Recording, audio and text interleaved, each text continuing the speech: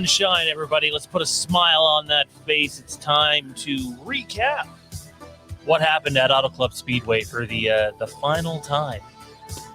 Shed a little tear. And then we're going to preview Las Vegas. See kind of gambling odds Kaulig gets this weekend and see what happens. Joining me as always, Ryan. What's going on, buddy?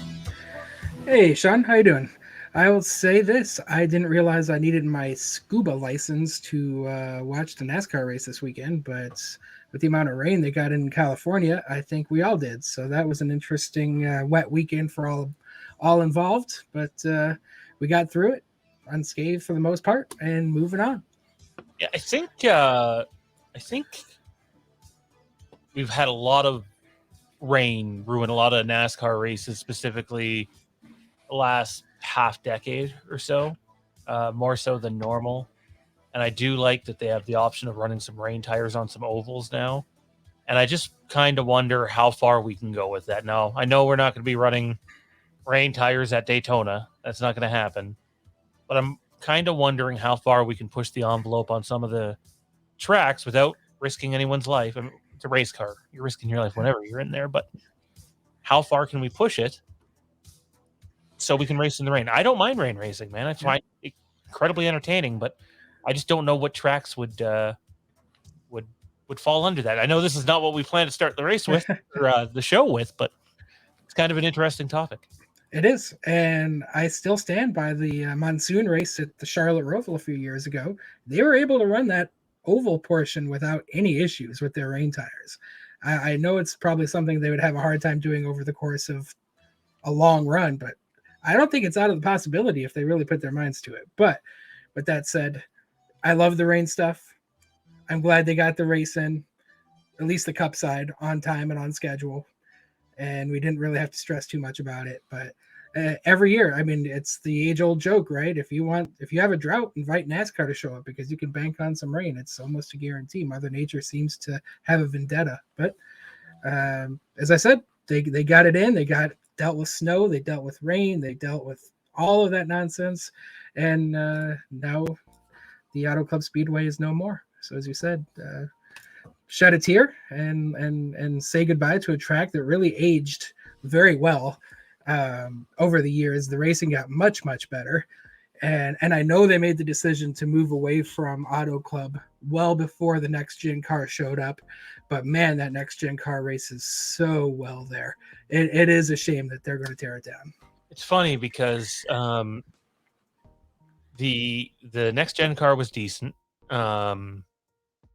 See, to me, one of the issues I have is I find people complain a lot about the next gen car and it doesn't give us good races. And as Kaulig fans, we watched guys pass guys all year last year or at least at the back half of the year. And I think people are maybe unnecessarily too hard on that car in terms of the racing. And I feel like maybe some frustration over the injuries that happen gets taken out a little bit on the racing. I get it, the times are close and they're a little there's a little separation so far at Auto Club, but even at Auto Club, they were still all pretty close. I liked the race. I don't know many people that didn't. I got to tell you, man, that Xfinity race that we're going to talk about later on was miles better than the Cup race. I could not believe how good that race was. And I had a ton of fun being able to tune into Chandler Smith's radio for the first time. First time I had a chance to do that. And even Austin Dillon. And it was cool to listen to those dynamic drivers with the Kaulig guys we're used to hearing on there. It was a lot of fun. And by the way, I have to say this off the top. Could not be more impressed with Chandler Smith so far.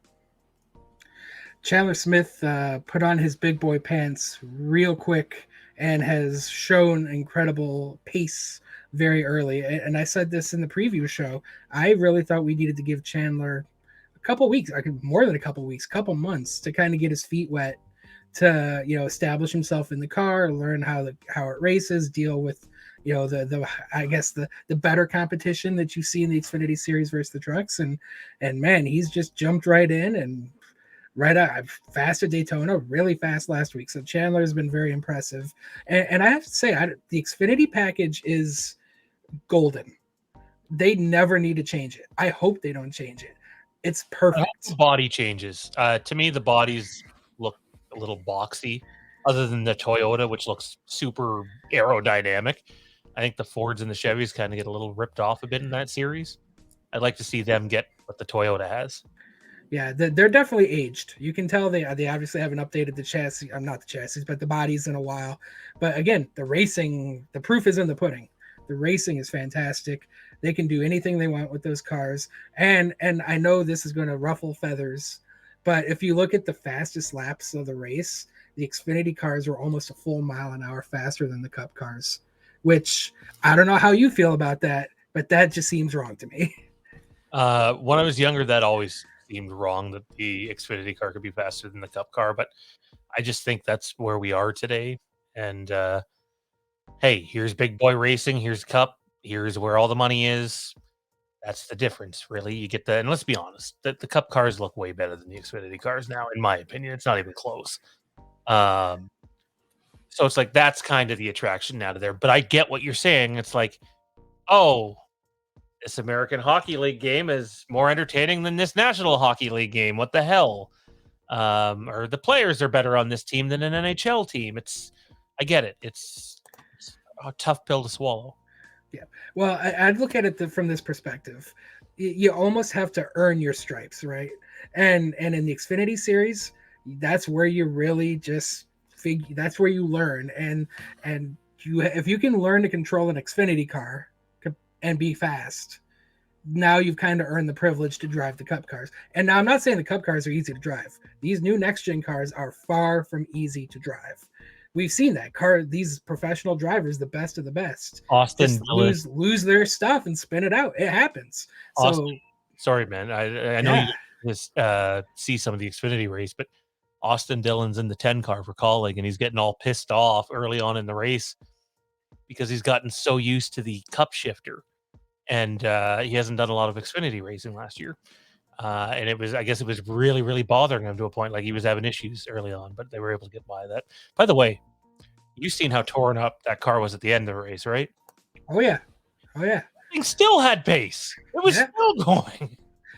I mean, listen, there are tracks where with the right front quarter panel missing, yeah, you don't miss a beat. But you're talking Auto Club Speedway. It's one of the fastest tracks on the circuit. You know, you need every last drop of downforce you can to make speed in these things. And he was missing a chunk of the car, and he was still running competitively top 10 lap times. It screwed his chance from winning the race. He had a chance to win the race if that Yep. car was healthy. He And actually had the best Kaulig car. yeah, Chandler and was really good. Austin was better. yeah. So I mean, it was unfortunate. The damage cost him a chance from winning, but still solid day. You know, he was fast. So To be clear, Daniel Hemrick was incredibly good in stage one. Like we're talking, he was at one point the best of the Kaulig cars. That was really early on. And the common consensus was with the people in the booth is even though Daniel kept telling their team on the radio it wasn't bothering them, I think the injury was hampering his ability to drive the race car. So, yes, for those that don't know or haven't seen Daniel Hemrick, he injured himself last week playing basketball. Some level of knee injury. I don't think he knew exactly what it was, but being a sports fan and seeing these types of injuries in the past, when you have non-contact injuries to your leg and to your knee, you've usually torn or best case severely strained an ACL or MCL. So he's going to have a tough time with that injury going forward, especially at tracks, road courses, and heavy shifting tracks. So he had a fast car. He drove from 30 something, 33rd or whatever, up to fourth. And then just kind of faded down to about 11th or 12th. I think he finished 12th and never could get in the top 10, even with fresh tires. So I don't know where the adjustments went wrong or if he was just fatigued. But he definitely had a good showing and then just kind of drifted to the back, which was disappointing. yeah, if there was, like, if I'm being honest here, man, if there was one guy that could not afford to have something happen like breaking, what was it? He broke his ankle, right? Is that what it is? The ankle? I think it's his knee. He set his knee during Oh, the rain. So almost wish it was the ankle. I know you're pressing down on the pedal, but a lot of your force, the end of your the whole bend of your leg there, because guys are freaking sticking their legs out straight in any of those cars. Um, and I can only imagine the pain he's in. But like after how last year went, I can't help but sit here and wonder, it's really not good. Like I really hope it doesn't hamper his ability to run this race car. And they're gonna know because Chris Rice in that interview you and I listened to today that we're gonna talk about later, um, flat out says how good Hemrick was in testing, all in the off season.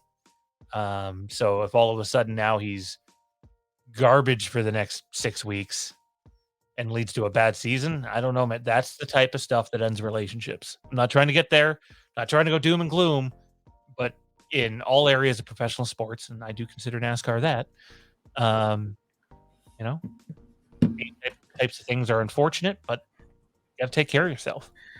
Yeah, you do. And, I've been watching a lot of Drive to Survive since it dropped last weekend. And the common theme every team principal says is that, you have to perform. It's a performance based business. You have to perform or you're going to be out. And right now, last year, and now so far this year, he hasn't performed up to standards. And I think he needed to be the one that came out of the gates the strongest. And now he's hampered. Um, I don't want to start anything that says he's on a tight leash. I have no idea. He probably isn't as long as he's got funding, but he needs to get his act together and really start finding some performance. Otherwise, it might be a short tenure. Yeah, it's a conversation we can dive into more at a later date. But you raised an interesting point. It's like, how long of a leash does he have? I I don't know. Funding's big. If his sponsors are gonna cover most of the season, Kaulig will probably make sure he always has a car. And we'll talk about Kaulig's team expansion a little later in this video, which is went under the radar. Good job to what was the podcast? Front Stretch? Yeah, front stretch. And they're digging on the grounds at Daytona for finding out about a pretty big Kaulig expansion. Actually, we had to knew they expanded a little bit, but there were certain questions answered. We'll get to that a little later in the show. But yeah, man, like he has to come out strong, and if he's not, it's a problem. It's a big problem. Yep. So yeah, as I said, I feel like there's the most pressure is on him right now, and we'll see how he reacts to it. I mean, some people really thrive under it, and some kind of wilt, and he is still a champion. Like that can't be taken away from him. He's still a champion of the sport. He knows how to race. It's not a question that he's not able to perform. It's just now he has to step up to the plate and show not only himself but his team and his fans that he is still the champion that he once was and can perform. Yeah, yeah, no, I don't disagree with that at all, and I certainly hope it happens. At the same time, and it's sometimes pressure cooker of situations. Some people don't respond well. I mean, if you're a champion, clearly you have, but I don't know. We'll touch on the Kaulig expansion later. Let's dive into the Cup Series results from this past weekend, man, and look who found himself back in victory lane, Mr. Kyle Busch. And I believe you're a proud owner of him in a certain GM fantasy league. I am. I'm going to toot my own horn a little bit. I really saw this one coming. A very motivated Kyle Busch mixed in with a very good racing team, which he is clearly associated with, was going to lead to results. And right out of the gate, he won this weekend, and he was leading at the 500 mark in the 500, and he's clearly found that edge that he may have been lacking the last few years, and that is a dangerous thing for the rest of the field. I last year was a bit of a phenomenon with so many different winners, and I expect that to continue. But we've seen in years past one driver or two drivers dominate a season, whether it was Kyle Larson 2 years ago or Hamlin and Harvick the year before that. I just have that feeling that this year is going to be a year where Busch wins 5 races or more. and really has a strong championship caliber season. So he's off to that start, and Kaulig's going to benefit from that because now he's going to be driving their car this weekend at Las Vegas. So I think that's a win for our organization and for the rest of the sport, something they really need to be looking out for. So I got to tell you, man, even going back to our crossover with the guys from the Four Wide podcast, Mike and Cody, I think you guys are just straight up delusional and they're not keeping up with what NASCAR has turned into with this new car. Unless they get away from spec parts or until they get, 3, 4, 5 years under their belt, I just think these cars are too damn close for there to be one guy to win 5, 6, 7 times. You might get one 5-race winner, but I think the days of us seeing, I don't know how many guys won races last year. Ryan, 21? Was it 21? 19 last 19. year. Okay, 19. I don't think it's going to be 19 year in, year out, but I do think 15, 16, and a lot of cup years in the previous 10, 20 have not been nearly that high at times. Yeah. Well, as I said, I mean, I expect this year the parity is still going to be there. And I didn't jump out to 10 for a reason, but I do think we know 5 to 7 is Bowman to reasonable. win 31 races to keep his job, apparently. So, well, there are crazy opinions out there to name a few, but crossover in a few weeks. So, well, this is Bowman's the defending race winner of this race in Vegas, so he's got an opportunity to put Mike in his place a little bit here. Wait, did he win the fall one? I know he won the spring one. He won the spring one. They two races this year again at Vegas? They do. Yep, it's the third from final, or fourth from final. I love Vegas. I love Auto Club, but for a series that's trying to bring in diversity, let's stop with 2 of the same bloody 1.5-mile ovals on the same schedule. We don't need it. See, the problem is seasonality, right? If you're going to be racing in the November, you have to race at places where it's warm. And Las Vegas and Phoenix, Sonoma. And to some extent Sonoma, California, you're going to see multiple races at these tracks because you can't be racing at New Hampshire Motor Speedway this weekend because there's a foot of snow on the ground. So you got to be, I guess you have to look at it from those logistics as well. But honestly, Vegas puts on a good show. I love what Vegas produces. I do. I just want to see the schedule be as diverse as possible because in terms of TV ratings, in terms of attracting new sponsors to the sport, that's why the sport has changed so much in the past years. It wasn't working. The formula was dying. I want to see it continue. Let's continue that way. And I get it. We're a little biased here. I could watch there be 10 road courses on the schedule and I wouldn't complain. But as long as they're open to trying new things and going to different facilities, road course or not, I think it opens up different possibilities. It's just whether they're willing to. They're going to North Wilkesboro, for bloody sakes. Let's keep an open mind on different places we can race. Yeah, I mean they're clearly looking. They're trying, right? But I'll be honest with you, just. I know they're talking about building a purpose-built short track on the old Auto Club Speedway, and they're probably going to have to do that more often if this is a direction they want to go because your local tracks are slowly getting bought out and turned into development land, and there are fewer and fewer of these tracks to be had. They saved North Wilkesboro, but then if you look down the street, in California, Irwindale Speedway, which is a well-known short track in the area, just got purchased. It's going to get turned to dust. So the tracks that do exist are very quickly disappearing, which is a real problem beyond just NASCAR. Yeah, no, for sure. Yeah, I don't know. We'll have to wait and see what happens. Kyle Busch, though, wins it, man. Why don't you run us through the finishing order and give us your thoughts? Well, I mean, we're going to start at the bottom, unfortunately. AJ Allmendinger down there in 36th place, dead last. That's not a good showing for our guy, for our team there. Obviously, circumstances really weren't his fault. He was on the inside of a 3 wide and got hit and sent down to the fence, and his day was over real quick. But, outside of that. All right, I got to interject here. Fuck you, Ryan Blaney. Fuck you. AJ's the worst driver and you can't fucking keep your car off the wall, or in order to do so, you got to fucking take out 2 other guys. This is what really pisses me off about Blaney. He made the comments, then he's the one that fucked their guy, and you didn't hear that Xfinity broadcast, but I did. And all race long, whenever he was talking about competitive Xfinity teams, never once brings up Kaulig. Make sure to not mention Kaulig every single fucking time. So then he's talking about how John Hunter Nemechek, and I forget who was the other Toyota in that race.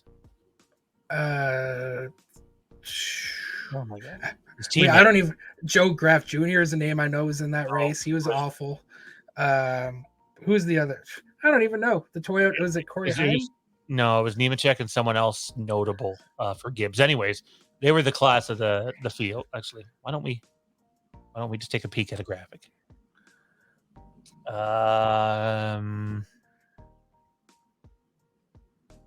Sammy Smith. That's it.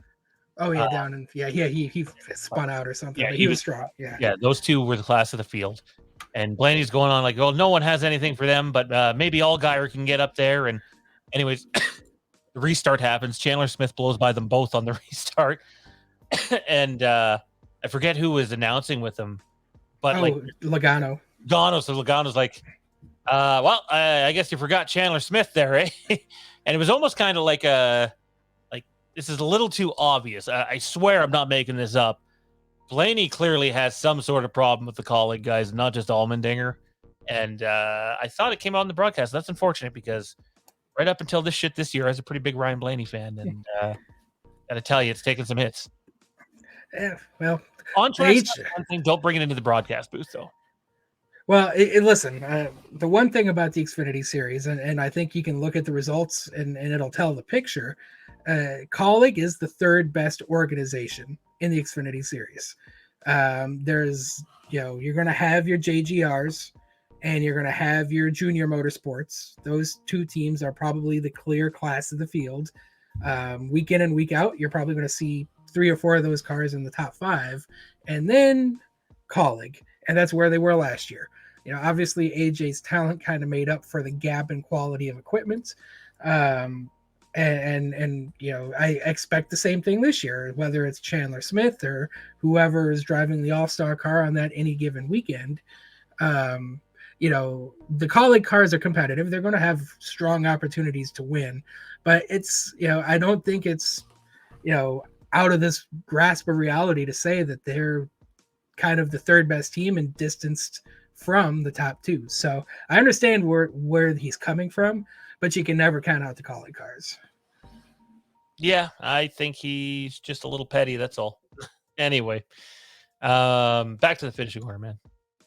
Yeah. So anyway, yet again, if you look at this list, and I love this, the equality amongst the running order. If you look at the top 10, Busch wins, Elliott, Chastain, Suarez, great weekend for Trackhouse. 2 cars in the top 5.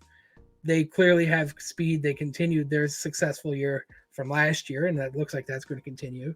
Harvick with Stewart Haas, then Hamlin with JGR, Keselowski, great run for him with the Roush Fenway guys, and then Bowman and Dillon and Logano to finish out your top 10. So yet again, a wide range of drivers and teams have filled out the top 10. No one team is dominating, which again goes back to your point about different winners and nobody's really going to stand out. Yet again, a very competitive top 10 list here. So, but unfortunately, what we don't see are those Kaulig cars because both of their days were effectively over before the halfway point. Justin Haley down there in 21st, probably the best he was able to do after getting involved in the Auto Club big one, the largest wreck in the history of the Speedway, 10 or 11 cars there. It was just a really, really, really tough weekend for the Kaulig cars at the Cup Series. They didn't have a ton of speed to begin with, and then they both got wrecked out. So it's unfortunate, but you just kind of gotta move on to the next one, and they're moving to a track at Las Vegas where they both were really competitive. So I think maybe last weekend I was really excited and super maybe drinking the Kool-Aid a little bit, and I've been brought down a peg after this tough weekend, but got to recover, got to get back on the horse and bring it again. what are your expectations this weekend for them? Uh, well, again, I think top 15s are more than in the realm. Both cars finished in the top 15 in the fall race. AJ finished ninth, and Haley finished 13th or 14th. But Haley led 16 laps last year at Las Vegas, so the cars were competitive. If they can, bring that back, or they can bring the right setup back, there's no reason they can't run towards the front. Top tens, I think, are certainly in play. I really do think they can get a top 10. Jeez, that didn't take you long to, to start Well, drinking the Kool-Aid again, huh? it's not just the Kool-Aid. I mean, statistically, they were good last year, right? So, Never unless be a proven good game. otherwise, it's okay to, I think, say that they have a shot at it, and I think they do. I'm gonna dial my expectations back heavily and say, uh, if either driver, preferably both of them, can be anywhere in the top 15, I'll be happy. Worst case, I'd like it to be top 20. Let's get both cars in the top 20 and start clawing away at the point deficit a little bit, hopefully. And I'm not gonna vote on expectations more than that until I see them deliver this year on one of those type of tracks, because it's a whole new year. I've listened to everybody else say that all off season. Teams apparently making gains, even though the spec parts, there's still other ways they can make gains. To me, they haven't been around long enough to just assume it's going to happen again. So they got to prove it. Go out there and prove it this weekend, for the love of God, because I don't want to be on this show next weekend or next week talking about AJ Allmendinger being frustrated, finishing 27th, and Justin Haley 30th without being in incidents. I mean, I feel the same way. You know, but again, like, and on, shout out to our friends at Kaulig Nation when I shared with them the upcoming weekend schedule. I said 2 top 15s, get back on the horse. Have a solid weekend. That's what we need, and that's where I stand. I really think both cars are more than capable of being top 15. Both drivers are certainly capable of it. And sure, we don't know, but in this, in where we are with the team, where we are with the tracks and all that, top 15 is my expectation. That's my floor. Again, as you said, if they finish 17th, disappointing, but not out of the end of the world. And I think top 10s are in play. Listen, I said last week, I thought they could get 2 top 10s in the next 3 races. I still stand by the fact that Las Vegas is a good track and think they can get some top 10s here. Oh, you're muted, sir. I'd be thrilled. I'm not saying they can't do it. I just am not setting my expectations there. Haley claims he was fast. The problem is there's no data that really shows that. But he says they were really fast up until that restart. And again, I didn't see that. He wasn't moving through the field, but maybe they were taking their time. I don't really know. But he sounded very confident in his post-race comments, where he said the following: our number 31 leaf filter. Ryan, you take it. Sure. All right. So Justin, the post race said, 31 leaf filter gutter protection. Camaro was so fast, we ran free in comparison to our teammate AJ Allmendinger, but we knew we had a lot of speed and potential. Trent Owens made some great calls to help the ride quality of the car, and we knew if we could get some track position, we would be in a good spot. Unfortunately, we got caught in a pileup on the restart and sustained heavy nose damage. 21st place was a decent finish for the day we had. So, as Shawn was said, I mean, he didn't show a lot of speed, necessarily right out of the start of the race. But he started deep in the field, somewhere in the 30s, worked his way up into the 20s. He was running right around 20th, right with AJ at the end of stage 1, and then stage 2 was just a bloodbath for both cars where they got wrecked. So it's hard to say. We don't know how good those cars were. At least Justin was confident, in his ability to get to the front. And I look at it this way. Even though there were cars passing and working forward, it is hard to pass. It will always be hard to pass because they're running similar speeds. It takes time to kind of work your way through the field, and you really need restarts to get big chunks of space. So we'll never know with Mr. Haley. He said he had a good car. And unfortunately, he had severe front end damage and brought it home 21st. For AJ says the following: it was a disappointing day at Auto Club for sure. We were battling a bad handling car all day, just lacked grip and struggled over the bumps in turns 3 and 4. The team worked to make adjustments to give me more grip and confidence in the car, but ultimately our day ended early after contact with the inside wall. Not the day we hoped for, but we focused forward onto Las Vegas. So I think, really AJ's day was probably more disappointing. And I know, Shawn, you definitely weren't super confident in AJ being able to recover had he not been wrecked. He started 6th and, by the end of stage 1 finished 18th. So he was going the wrong way in stage 1. And, obviously it was really early in the race. He got wrecked on lap 75. So really, he never had an opportunity to make adjustments on the car or try to figure out if they could make the car better. But he was hovering right around, I think he was 16th when he got wrecked, but was hovering right around that 18th to 20th spot during the segments of the race that he was competitive. So that was definitely frustrating. And the reason he was involved in the wreck in the first place, because he ended up falling back into the mid-pack squirrels, which included Ryan Blaney and Corey LaJoie. So Ryan Blaney had a rough day too, because he was back there running around 20th as well. So I guess the thing that I would, Shawn and I were having this debate off camera. 75 laps into a race, they weren't good. They missed the setup, but there was still 125 laps left in the race. There were several more pit stops. There's opportunities to make adjustments to the car.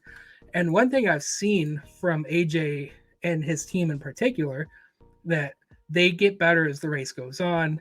They make small adjustments here, small adjustments there.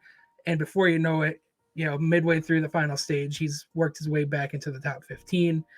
I have confidence that they would have made enough adjustments to at least get back to that point. But unfortunately, we'll never know due to the accident.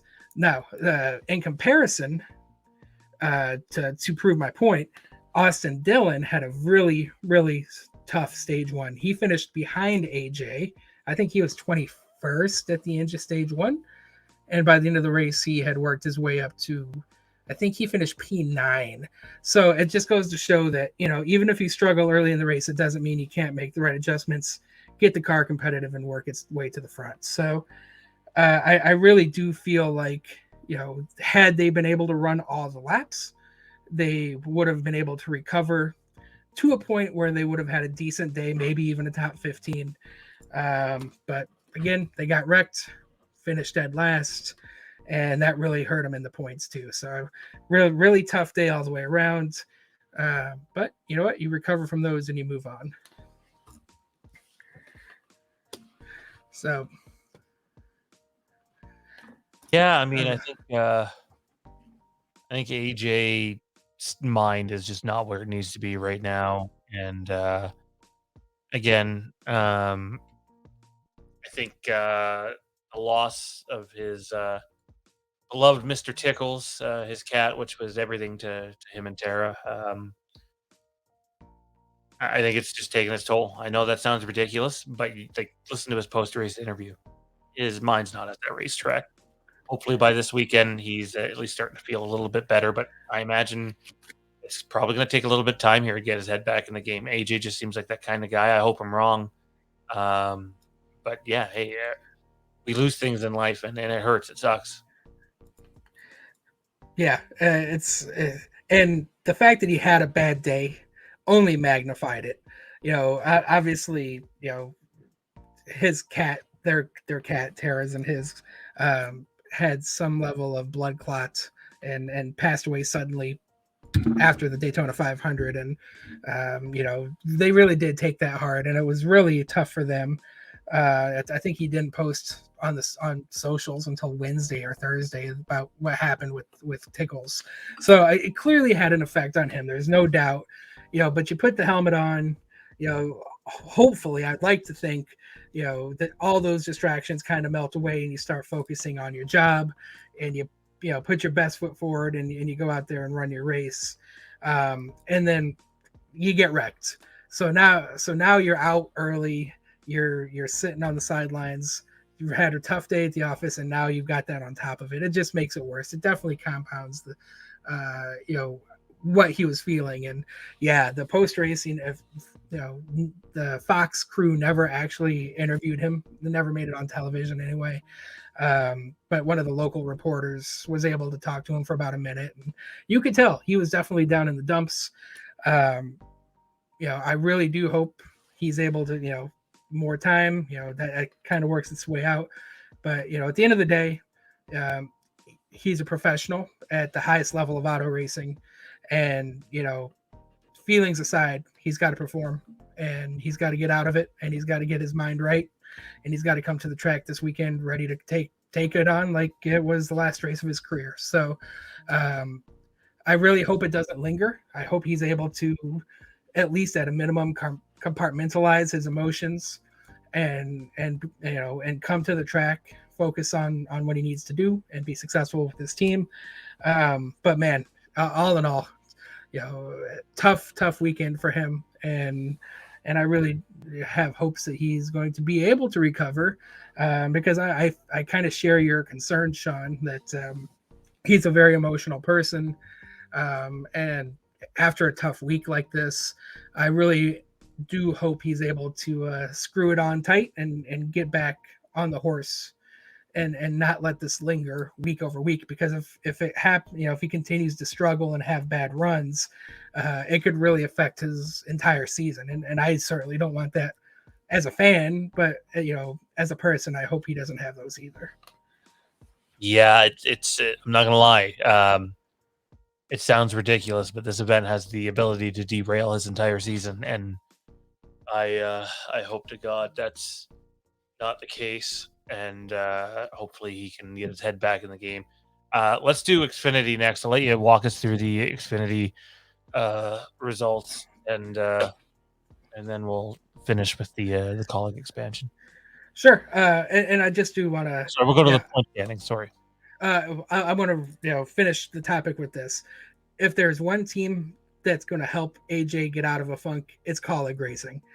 Chris Rice is a guy that I think he kind of gets how AJ ticks, and I think Chris is going to be very instrumental in getting AJ back focused in the right direction. So I have high hopes on that front, simply because of where he is in his career with the right team. So, but with that said, with a measly 1 point coming out of Fontana because of the last place finish, no stage points, AJ fell from ninth in the point standings down to 19th, which, we're only 2 races in. You're going to see some big time fluctuations, but, it's still unfortunate to see AJ make such a big drop in the points. But he's at least within 5 of 16th, and as bad as this weekend was, he should be able to recover from that with some good races. Obviously you can't string bad races together because you can fall out of the points contention really quick. But where he sits now, only 5 to the negative. A lot of racing season left, a lot of time to get those points back and get himself back in the playoffs. Justin Haley, 29th. Obviously not where he wants to be this point in the season, but he's going to have to chip away. Daytona was a bad race for him, finished 31st or something like that. He was in the 30s because of, the big one, got wrecked out. And then I was only able to muster up a 21st place finish this last weekend at Auto Club. So he's definitely in a hole. He's going to have to dig himself out of it a little bit, but he did gain points. He's now inside the top 30. He's running 29th. And if you look at that number, only minus 19. That is not insurmountable by any stretch of the imagination. A lot of drivers right in front of him within striking distance. So, if they can have that good weekend I was talking about, if he can have that top 15 or, get some stage points along the way, he can make a big jump coming out of Las Vegas. So definitely disappointing not to see our guys in the green. But considering how challenging of a weekend they had at Fontana, they're still within striking distance. So I am encouraged. I'm confident that they'll get out of that. All right, let's move it on to Xfinity. What happened here, man? Yeah, so Xfinity. You say I didn't actually get a chance to watch the first couple stages. I watched the last stage, but it was really encouraging to see the speed for the Kaulig cars in general. As we noted, Daniel Hemrick started really deep in the field, somewhere in the 30s, and by the end of stage one, finished fourth. So got some really good stage points. Uh, we saw the same thing with Chandler, finished top 10 in both stages, got some good points, and then was able to make a great restart and bring it home fourth place finish. And then Austin Dillon, the all-star. This is something we're going to have to get used to throughout the season, the revolving door of drivers in that 10 car. This week it was with Austin Dillon. He also had to start kind of deep because he didn't race last weekend. And, he was very steady, drove it to the front, had a race winning car, which I think we're going to be saying a lot this year, that 10 car. He had a race winning car, was running up front. Unfortunately, Austin Hill had a tire issue and wrong place, wrong time, and he tore the right front fender off the car. But then he drove it back to the front. He came in, put some fresh tires on it, drove it back to the front, had some good pit strategy, and got a late caution and actually started on the front row for the last restart of the race. Didn't have a race winning car after the severe damage he took, but was able to bring it home in 8th place. So, all in all, I was very happy with the Kaulig performance in the Xfinity series. It definitely seemed like they've picked up where they've left off the last couple of years. It's going to be a challenge for the Kaulig cars. As I said, the JGR, Joe Gibbs cars, whether it's John Hunter Nemechek or where did he finish? Sam Smith. Yeah, Sam Smith down there. Those two JGR cars are going to be tough all year long. The 4 Junior Motorsports cars are going to be competitive. And I think Austin Hill, another strong run for Austin Hill. So even though the big names made the jump, I think this year's Xfinity Series has the potential to be the most competitive year yet, with the top 9 cars all vying for a chance to win week in and week out. But it's still pretty evident that JGR and Junior Motorsports has that leg up over Kaulig, but Kaulig is right there. And seeing Chandler Smith, I haven't seen that yet from. I'm not willing to say that on the Junior Motorsports front. At Daytona, and I got to be honest, man. I thought Kaulig was better at Auto Club. I truly did. If I had to pick one team that was better, I know the results might not show it, but from watching that whole race, I was absolutely blown away. I mean, Hemrick's up in the air. Maybe he just had a really good short run car. But like, you take stage one, and I got to tell you, I think Kaulig was better. They had a good stage one. I don't disagree. But I mean, the junior cars are just so fast. I mean, Mayer, Allgaier, Barry, and they all had issues. Speeding issues, tire issues. They all kind of had issues that they've had to go to the back and then to the front, and they did so. You guys have had an off season to catch up though too. They Junior Motorsports, not last year, but the year before, if you had to choose Kaulig or Junior Motorsports, would you be all over Junior Motorsports over Kaulig? No, I wouldn't. No, I agree. 2 years ago, Kaulig was better. I wholeheartedly agree with that. Yeah. So again, we're 2 races in, so it's hard to make a wide statement one team over the other, but it definitely looked like the good junior cars when they hit the setup, like Allgaier and Mayer did. It's going to be really hard for the Kaulig cars to beat them, but it's not out of the realm. Chandler Smith, again, can't praise the kid enough. He, as a rookie, in only his 4th ever Xfinity start, had made some great moves and finished in the top 5. So I see you put up their post-race comments, so I'll read through those real quick. Starting with Chandler Smith. Overall, we had a really solid day and earned our first top 5 this season. I'm looking forward to hopefully building off this as we head to Las Vegas and hopefully working towards that first win. We had a really fast, quick tie Chevrolet. I'm proud of the effort that the first race of the West Coast Swing and everybody at Kaulig Racing. So he's saying the right things, doing the right things, had a fast car. And if he keeps running like this, he's going to be a legitimate championship contender. And I'm very confident in that. Um, Austin Dillon, man, what a fast Kaulig Chevrolet. Thanks to Matt Kaulig, Chris Rice for the opportunity. Our Chevy was great until it got out into clean air. Then it was plowing tight. Just had a little bit of damage that affected the handling of the LA Golf Chevrolet. I love racing at Auto Club Speedway. I think that's a fairly generic response from Austin, and I understand he doesn't really race for the team full time, but it was clear he had a fast car, and I think whoever they put into that 10 car week in and week out is going to have an opportunity to win, and this was just the first of those weeks, and it was really nice to see that car up front. And then down to Daniel Hemrick. Sad to think we just ran our last race here at the incredible 2-mile racetrack of Auto Club Speedway. We had wanted to go out and have a better finish at our number 11 Poppy Bank Chevrolet, but we could not figure out how to move forward when we needed to the most, and there at the end of the race. Although a disappointing finish, the car is in one piece, which is something to build off. Heading to Vegas, we'll regroup and be better. And listen, Shawn, I don't like that quote. Basically saying the car's in one piece and that's something to build off of. I wholeheartedly don't like that portion of his quotes. I know going to Las Vegas, you have to race the same car that you raced at Auto Club. So, that's good. They're not going to have to go to the rear of the field for changing cars. But I just expect more, and I expect more risk to be taken. And if you have a 12th place car and you finish 12th, so be it. But you got to put the car into positions where it has a chance to do something. And I just feel like Daniel kind of settled a little bit towards the end of that race where he just lost the track. He lost the setup a little bit and just settled into to where he ended up finishing just outside the top 10. I really do expect more from Daniel going forward.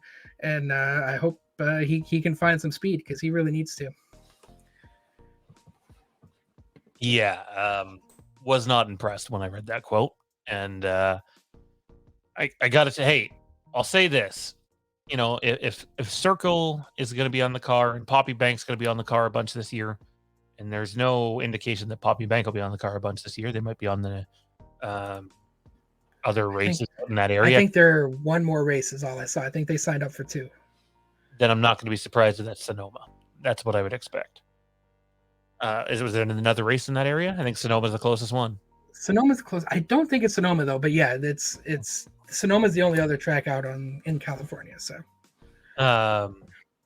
yeah. So we'll see what happens, but not a good sign. If it ends up being a bunch of Kaulig sponsors on that car for even 8 to 10 races this year, or generic Chevy sponsors and Chevy throwing Kaulig a bone or something. And they have an opportunity to go get someone that brings in more sponsorship and possibly more upside on driving, I wouldn't be shocked if it happens, man. I know we're race 2, but if there is a guy that's on the hot seat this year, it's him because the guy who's currently unemployed outran him last year. Yeah, he did. Yeah, sponsors drive the whole operation, unfortunately, but I've said it before. Landon Castle statistically had a better year, and he's sitting on the sidelines. So whoever brings the funding is going to get that car. But again, Hemrick has an opportunity to prove himself. He has an opportunity to, turn his season around, and he's just got to, It's gonna be hard though for the next few weeks. That's for sure. He's got to step up to the plate, and it is going to be hard. Every week is going to be hard, and he's what is that? Doing some quick math here, 17 points out of the playoff spot right now. So, methodically, he can work his way back into it. And the one thing about the Xfinity series, there aren't 12 good teams. They're just, I would say there's 9 or 10 good teams, and below that, it's a bunch of mediocrity. So he should be able to fairly easily work his way into the playoff picture. But again, that's not good enough. You can't just backdoor your way in. I want to see him running up front. I want to see him competing, for a win or two here and there. And if he can't produce those results, it's going to be a real struggle for him moving forward. Well, and I hate coming on here and being negative, but at the end of the day, we've always said that we will be true to our word when we do the show. And as much as we're pro Kaulig, we we're going to hold everybody accountable. You know, at the end of the day, if AJ's going to be terrible for 3 weeks in a row after this past week, we're going to hold him accountable, you know, not just because it's Daniel Hemrick. That's just, we've decided to do the show. I do have to ask you a question though, man. Yeah. Just brought something up. You want to see him like competing for wins. Do you believe that Daniel Hemrick competed for any single win last year? No. Agreed. I don't think he was ever in position to win a race, and that's a problem. Yeah, even Landon had 2 or 3 races where he could have won. I can't say that for Daniel. So I don't even know where Daniel's best tracks are, and that's unfortunate because I mean I know his whole MO has been consistency. That was one of them. Auto Club. And Auto Club was a good track for him last year. That's very true. You know, and at the end of the day, if consistency is what he brings, I'm not going to be mad about that. But consistency is what we need to see. And right now, I guess the consistency, 12th place consistency is not good enough, but 7th to 8th or better is. You know, it's a fine line in the Xfinity series of what I guess I would consider good enough. And right now, 12th ain't it. So I really hope he can find it. And if he can start running 7th, 8th week in and week out, then I would tend to think he will have 1 or 2 opportunities to win. And we'll see if that plays out. I hope it does. Because we've already seen, you know, if we go back to the points graphic, you know, Chandler is 4th in points, 22 points out of the lead. And our all-star car is 6th in points, 25 points out of the lead. So, you know, these 2 cars have already proven that they are at least, you know, within striking distance of winning a race. So that's all I want to see from Daniel. If he can be within striking distance of an opportunity to win some races, I think he's done his job. But right now he hasn't done that. I firmly agree. So yeah, we'll have to see what Vegas wait, are these guys racing at Vegas or no? They are. They'll be in Vegas. Okay. When's their first off week? Bristol? Bristol would make sense. Yeah, I don't actually know off the top of my head though. All right. Well, we'll have to see what happens. I got to tell you, man, even if Chandler Smith shows up next week and has an off week, I'll be fine with it. But I got to tell you, dude, I'm loving everything this kid's doing. He's got a little bit of a attitude to him too. So I mean, he drove for Kyle Busch, big surprise. But before we get off Xfinity and talk about the team, actually, I guess we can combine this in the same topic. Landon out ? Kaulig invests huge with team expansion. This is the fucking news topic. Pardon my language. I wanted to talk about all off season, and we didn't get any confirmation really until now. Ryan, you and I had the opportunity to listen to the Front Stretch podcast earlier today, and they had Chris Rice on there. He was on there for almost half an hour. And if you're a Kaulig fan, go check those guys out, please. I'll try to put the link up in the description below. In fact, no, I'll make a point to do it. Their link to their show description below. So yeah, there's a few things in that really stand out. I know we're going a little long right now. Where do you want to start? Because honestly, I was excited to recap the race and preview the next race. We're 54 minutes into this thing, and this is what I'm most excited for. Yeah. I was really happy I stumbled across that, and I really enjoyed the listen. Chris was very open, you know, about the race team and his relationships with the drivers and, you know, and kind of where he sees the future of the team going. And, you know, I think the expansion of the third team, you know, potentially for Cup is really a big bit of news that, I mean, listen, they already planned on running that third car for, at a minimum, 5 races for Chandler Smith, if not a little bit more. So, I mean, they were easing themselves into it, but, you know, they hired a bunch of staff. They brought in, what did you say? They brought 130 team members to Daytona for all 6 of their cars total. You know, they've really invested in people. They've invested in the ability to get themselves into a position to run a third Cup car. And it sounds like that's not too far away. In fact, it could be as soon as next year. So that's big news for the Cup cars. My only concern is I hope they don't expand too fast. I really want to make sure that they're doing it the right way, and are at least consistent with the Cup program before they make that jump. But it's clear to me that they have built the groundwork already to do that. Yeah, I mean, I think Chandler's 5 races this year is a intriguing thing if he has a sponsor that's willing to, "Hey, you wanna do some cup races? We'll foot the bill for that." If you think that Daytona sponsorship was cheap, think again. Even though they didn't make the race, think again. Um, so yeah, I mean, it might not even be Chan like, I could see Chandler being the guy that takes over for AJ again. Um, but I think AJ is gonna be around long enough to where they're probably gonna need that 3rd car. So, I firmly expect that to happen, and there's gonna be a chance, for that to happen too. I had someone in my ear there for half of that, so I didn't hear the first half of that, I apologize. I'm assuming you talked team expansion, and did you mention the pit crew at all? I did not. So that was another nugget as well, that he didn't really expand on what they purchased or what they invested in, but he made it clear that the organization really invested in pit crew upgrades. And we know from our previous discussion, and I do not know his name. I wish I had prepped his name, but the gentleman from Richard Petty Motorsports, they hired him to be the pit crew boss basically for the organization this year. So they've put a big investment into the pit crew. Last week seemed fine. No real complaints. Again, AJ barely ran not even half the race. So hard to really maybe see the fruits of that labor. But I applaud Kaulig for understanding where their weaknesses are and willing to invest the money to improve in those areas.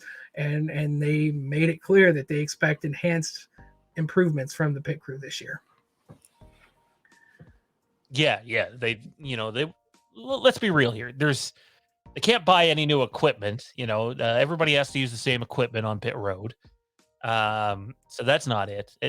They went out and they got a guy and they added guys to the team. And like it or not, either some people lost their job or got relegated to the practice squad, if you will. Um, so that needed to happen though, man. Like if there was one area that they were abysmal, and sorry, but that's what they were, abysmal, was the pit crew on the cup side was terrible for both guys last year. And when you see those guys get the results they did in the back half of that season, how can you possibly send them back out there with that same pit crew? Because you're already basically saying, okay, well, we're just going to hope to luck into it, basically. And we were worried when they missed out on Kyle Busch on the cup side that they might not take some of those dollars and invest. And it sounds like they did and did big. Yeah, they clearly invested in pit crew improvements, and they clearly invested in shop improvements. Again, the number Chris spoke was 130 members to the track. And again they brought six. Yeah, they brought 6 cars, so that's a lot of people. But it's clear that they've invested in people across the board, and that's how you get better in NASCAR, is with good people. So they've definitely they're willing to invest in resources where they can to get better, and we'll see over the next several months if it paid off for them for the year. But they've at least making the effort to get better, and that I applaud them for. Yeah, and I heard what you said about hoping they don't expand too fast, and I agree, because I mean, the goal is you'd like to be Gibbs or Penske, Gibbs, Penske, Hendrick one day. But the truth is, it's probably not a realistic goal. But if you look at, say, RCR, say Trackhouse, say even Stewart Haas, there's no reason your Cup Series team can't be just as competitive as those teams are or have been in the past, week in, week out. So I think that's a realistic goal to set. I think the other thing is here, and he hints at it in the interview. Everyone's always like, Matt Kaulig this, Matt Kaulig that, in terms of, well, Um, he self-sponsors Justin Haley. Calling companies, the companies involved in that sponsor AJ Allmendinger. And Chris Rice made it very clear in that interview that, hey, they have a business model with their companies that they're benefiting from it. It's not like they're losing money to put people on the track. They're gaining money. The difference is they're just not going to put anybody out there when it's their own company that's paying the bill. Even though they're getting the return on it, you still need to have results. If AJ hadn't won, what is it, 11 Xfinity races or 13, something like that, in two regular season championships, you think Nutrien X steps up the way they have this year? Not a chance. Nope, Do you absolutely not. think Action Industries steps up the way they did last year and again this year? No, even Absolutely though it's not. a company, they would go find someone else better to put in that car. And you know, Landon lost sponsorship because of that, and that left Landon out of the car. And we'll dive into more on that topic in a second. But like, I've heard so much from people on Twitter, and when you do this show, you try to. I've stayed away from it a little bit, but you come back to it. It seems like whenever Landon's name gets brought up in the media, or whenever they're talking about Kaulig, it's oh, they don't have sponsorship. They don't have sponsorship. And it's like they do. I mean, whenever you can add in a valuable multi-million-dollar outside sponsor that Kaulig companies isn't footing the bill for, that's important for sure. But at the same time, their system works. If I don't know if you've seen on Twitter, man, there's a lot of. I get it. We shouldn't read too much into the Twitterverse, but um, there's a lot of people that think Kaulig just funds their own cars and has no backing, and it drives me insane. Yeah, it's frustrating to see. It's a newer business model. Admittedly, it's not something NASCAR has done in the past, but in today's world and in the future, the way these businesses profit is different. And yes, some of these companies are in fact colleague companies, but they've made it clear that they have metrics, they have advanced metrics that show return on investment, and they have proven that when they take the funding, that the budgets within those specific organizations, whether it's Leaf Filter or Action Industries or whoever else they've self-sponsored with, when they look at their budget and say, okay, we're going to allocate X dollars to our sponsorship, they see a positive return, and they have, and they've shown it. And another good example on a slightly larger scale is the HendrickCars.com sponsorship with Kyle Larson. Same principle.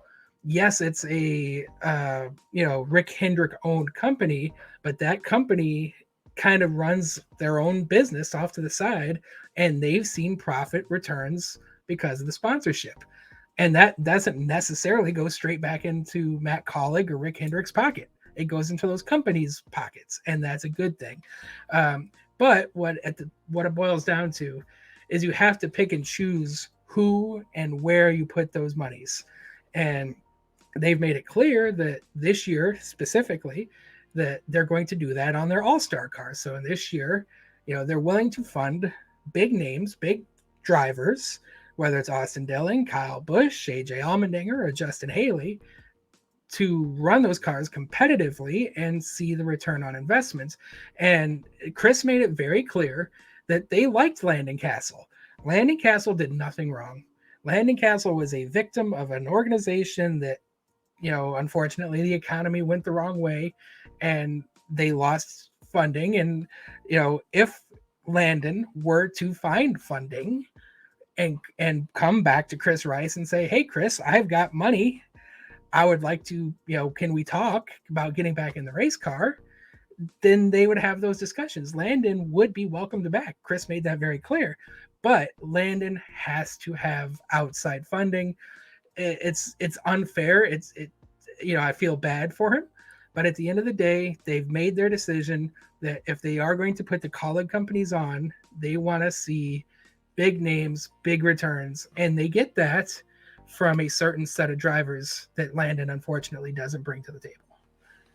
Yeah. I don't know about it being unfair. That's just the reality of the sport nowadays. Um, but and hey, who is the sponsor at Auto Club?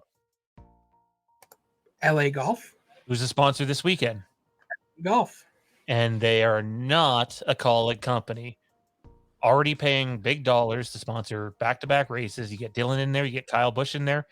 I'm going to be very curious to see how many outside Kaulig companies come in for one-off races.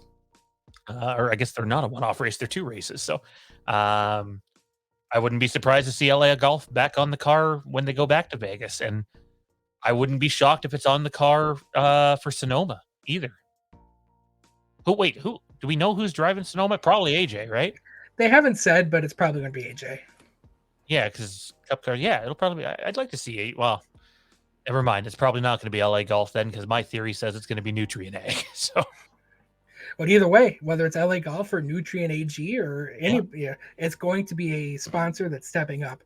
Whether it's again a Kaulig company or because of who you're bringing in, an outside company. But they did mention if you look at the hauler of the number 10 car, a lot of those sponsors will be on the car at some point over the course of that season, and a good chunk of those are Kaulig cars, so or Kaulig companies. So it's just a matter of when they show up, and they will. But again, perhaps not if these companies actually reach out to Kaulig and say, hey, I want to one-off sponsor you at Richmond. Maybe OfferPad, just pulling a sponsor out of the air, says, I want to be on your car at Richmond. Then there you go. You got OfferPad on the car, and that's a good thing. Do you happen to have a image of I had one a while ago, but I don't think it was very clear of the 10 hauler. I know it's basically just Kaulig companies and then a ton of sponsors underneath. Just curious. I didn't really don't investigate what were on that. I got to find that now. Yeah, so I'll give Landon this. We've talked about this on the show before. He has a really, a cult following. There's people that love this guy, and I get why. He's a really, really good dude. But at the end of the day, his sponsor left him, and he really only had the one big one that was footing the bill, and they're gone. So, take anything Chris Rice says with a grain of salt there.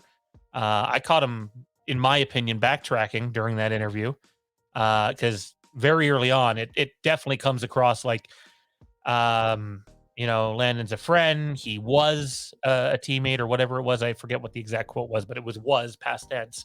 And then he quickly starts to like backtrack a bit and starts praising him, and he deserves praise for sure. But at the end of the day, I don't think Landon's getting in this car. Like if I had to bet today, I don't think Landon's getting in this car this year. I wish they would foot the bill for him for Loudon, because I would like to see if he could go out and win that race, especially with the pace the car seemed to have this year. But yeah, man, it seems like the dust has settled. And they also made clear that they have a couple other drivers for the car. Just can't say who it is yet. And I'm just curious who's going to end up in the car for the races that he kept talking about, the Dash for Cash and the playoff races. I don't know who's even out there as an option. That'd be fun topic to explore on next week's show and see what the options are. Yeah. And again, I do agree with you. At this point, I don't expect to see Landon in the car unless he finds additional sponsors, which he could. And if he does, he has a shot. But as it stands today, I think this interview that Chris Rice gave to the Front Stretch group was the best they could do for Landon Castle, which was, tell everybody how good of a driver he is, what he is able to bring to the table, the value they see in Landon, which they do see value in Landon. Chris did everything he could to make Landon sound as good as he possibly could, knowing that he probably won't get back into their car, but perhaps this will help open the doors elsewhere. And I really think that's what Chris was trying to get across more than anything else. I think the unfortunate thing for Landon here is, even if he did go back to Chris, specifically Kaulig, if he went back to Kaulig and said, hey, I got a sponsor. If you think they're just going to accept it blindly after what just happened, not that it's Landon's fault, because it isn't, but there won't be any just, okay, yeah, sure, awesome. Who is it? And they're paying the bill. No, they're going to make damn sure the money's there. They don't want to get have this happen again, because it sounds like they didn't know that this was going to happen until about halfway through the off season, and you lose half your off season that way. Yeah, and again, I mean, at the end of the day, I personally was a big on the crypto boom, I guess you can call it that. I thought that was a really viable format of the future, and you know, things went sideways, and crypto across the board kind of has gone to the wayside. So I definitely don't think they're willing to accept more adventurous sponsors, perhaps. But you know, if it's a more known organization and kind of has a reputation of, now I'll say Fortune 500, but you know, a better reputation as a company or as an industry, it's not a big deal. But they definitely aren't going to take any high risks like they did previously with the crypto stuff. Yeah, I agree. I think they learned their lesson, and we'll see what happens going forward. That is going to do it for this episode, though. 72 minutes and counting. Final thoughts, man? Yeah, just going into Las Vegas, I really think they gotta, you know, get back on that horse. They gotta, uh, you know, as you said, they gotta prove it, right? I think they have to prove themselves to the team, but also to the rest of the sport, that they're not a one hit wonder. They came to play, and I really want to see them rebound this weekend and have a good showing. I think it's really important for the driver's psyche. It's really important for the team psyche, and just for the reputation as a whole, because we've seen Trackhouse now really show some speed and success, and if that's where they want to get to, they've got to get back there. So I really want to see them bring it this weekend, you know, and have a good weekend. And very quickly, I think two top 15s are reasonable, and that's what I would expect to see this weekend. I'm forecasting out into the future here a little bit, but help me out, because I have not watched Atlanta in the Cup Series in a couple of years. Is it, to my understanding, that track is basically mini Daytona now? Does it It's actually run like that, or is it, that people exaggerating a little bit? it's a slight exaggeration. It's not as side by side as Daytona, but it's a drafting track. So take all the names, put it into a bowl, toss the bowl in the air, and that's how you're going to get a winner. It's going to be pretty random. All the guys could show up at Atlanta and have a legitimate shot. Yeah, or they could finish last. Could be in nowhere in between. It is a super speedway. Was there a big one there? There was. Yeah. Yeah, I mean, it's by big one. Is it going to be 20 cars? No. I think I remember seeing the Xfinity Series run there, but people saying that the Cup cars, maybe because they can't get as much separation, just looked more like, hey, there's Daytona. Yeah, I definitely saw that. The Xfinity cars they were in a draft, but the first 5 cars were kind of able to get single file, and then it was a mess behind. But the Cup cars were way more side by side all the way around. So it's a super speedway. It is. So anybody could win. We saw it. Corey LaJoie came very close to winning last year. So if you bring a good setup, you can definitely win it. Want to see what happens. That makes me a little excited for that one. So yeah, and, Atlanta's only once now, right? Twice. See? I did check. They're in there twice. You don't need 6 super speed races a year. We don't. Like, I'm just being real here. Anyways. Well, careful, because somebody's going to say you don't need 6 road courses either. So. Oh, you do, because the road course is the one bringing more eyes to the sport right now. Like, legitimately, the interest worldwide in NASCAR has gone up because of the road courses added.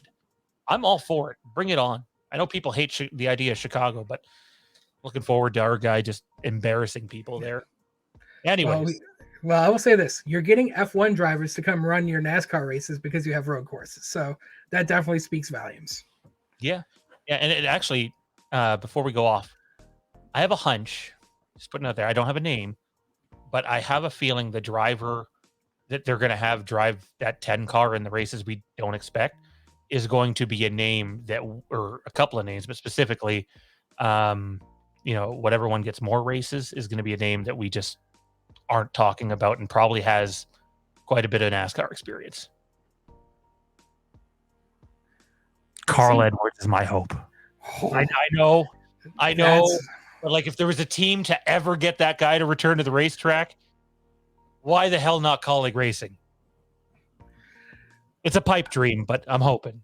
It is a pipe dream. I would love it, but I would be shocked. So much fun. Kyle Busch and Carl Edwards on the same team again. Look at that. Anyways, that's Ryan. I'm Shawn. Put a smile on that face. Be more confident than we are for this upcoming weekend. And let's get back on the right track. Have a great week. We'll see you next weekend. Talk to you soon. Next week.